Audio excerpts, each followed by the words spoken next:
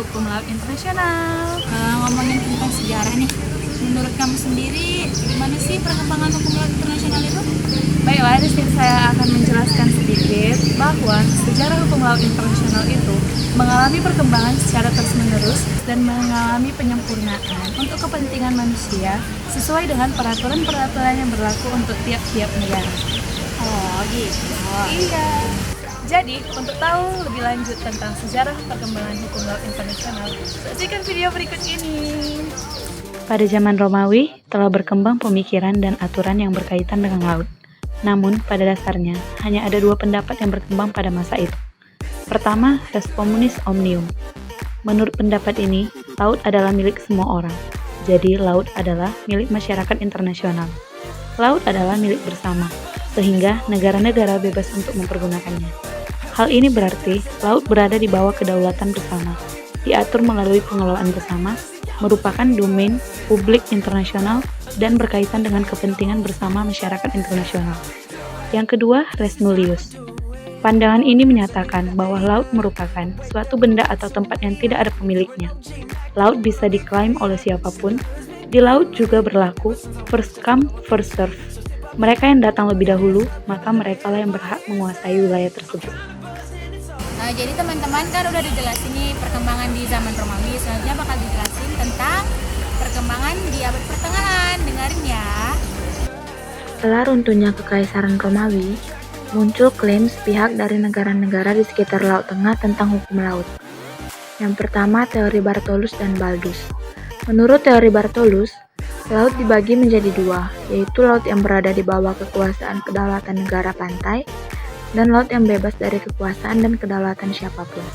Sedangkan menurut teori Baldus, terdapat tiga konsep, yaitu pemilikan laut, pemakaian laut, yurisdiksi dan wewenang atas laut untuk perlindungan kepentingan di laut.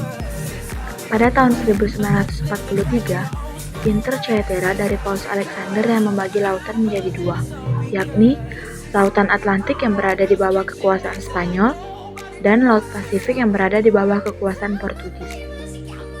Dalam perkembangannya terjadi Battle of Books, di mana para sarjana berargumen melalui buku. Para sarjana berargumen bahwa laut merupakan mare liberum versus mare clausum. Mare liberum dikemukakan oleh Hugo Grotius. Doktrin Grotius dalam De Jure Pradae pada tahun 1868 tentang prinsip kebebasan berlayar di laut yang berkaitan dengan konsep freedom of the sea. Dalam konsep mare liberum dikatakan bahwa laut bersifat terbuka, laut tidak dapat dimiliki, falsafah hukum alam bahwa laut itu bebas dan dapat digunakan oleh siapapun juga. Mare clausum dikemukakan oleh John Selden pada tahun 1635. Teori ini dikemukakan pada abad 17 oleh Inggris untuk menentang teori yang dikemukakan oleh Grotius. Selden mengemukakan bahwa selama laut dikuasai oleh suatu negara tertentu, maka negara tersebut mempunyai kekuasaan atas laut tersebut. Teori ini dikembangkan oleh Pontanus dan mengemukakan bahwa kedaulatan suatu negara atas laut mencakup di dalamnya wewenang untuk melarang pihak ketiga, tidak lagi dikaitkan dengan dominium atas laut. Laut yang berdekatan dengan daratan yang bisa menjadi kedaulatan negara pantai. Selebihnya adalah laut bebas. Teori mare clausum kembali dikembangkan oleh Cornelis van Binserschok yang menyatakan terrae protestas funitur ubi finitur armorum vis, atau lebih dikenal dengan teori tembakan meriam, yang menyebutkan bahwa lebar laut teritorial suatu negara adalah sejauh 3 mil laut. Alasannya karena 3 mil laut adalah jarak yang paling jauh yang bisa ditempuh oleh tembakan meriam. Nah, setelah membahas tentang zaman Romawi dan abad pertengahan, maka yang terakhir akan dilanjutkan dengan zaman modern. Jangan lupa saksikan ya. Dan yang terakhir adalah zaman modern. Pada zaman modern, hukum laut internasional mengalami perkembangan yang sangat luar biasa. Perkembangan hukum laut internasional pada masa ini lebih banyak melibatkan negara-negara di dunia melalui konferensi sebagai pemikir dan pembuat aturan-aturan dalam perumusan hukum laut. Yang pertama, Den Haag Convention 1930 merupakan konferensi yang bertujuan membentuk kodifikasi hukum internasional yang diprakarsai oleh Liga Bangsa-Bangsa yang meliputi 3 hal, yakni nationality, territorial waters, responsibility of states. Yang kedua, Truman Proclamation 28 September 1945. Latar belakang yang mendasari keluarnya proklamasi Truman adalah A. Banyaknya negara yang merdeka atau menyatakan merdeka, B. Kemajuan teknologi, dan C. Banyak negara yang menyadari bahwa laut sebagai sumber daya alam yang potensial. Yang ketiga, Geneva Convention 1958 atau UNCLOS yang pertama. Konvensi Geneva tentang hukum laut menghasilkan 4 konvensi antara lain A. Convention on the Territorial Sea and Contiguous Zone 10 September 1964, B. Convention on the High Seas 30 September 1962, C.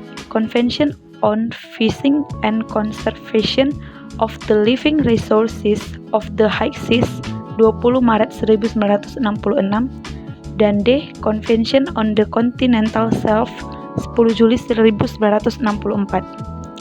Yang keempat, Geneva Convention 1960 atau UNCLOS yang kedua.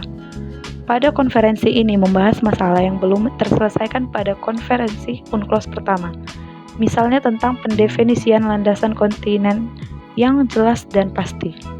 Konferensi ini dianggap gagal karena tidak menghasilkan keputusan yang berarti bagi perkembangan hukum laut internasional. Yang keempat, Geneva Convention 1960 atau UNCLOS II. Pada konferensi ini membahas masalah yang belum terselesaikan pada konferensi UNCLOS I.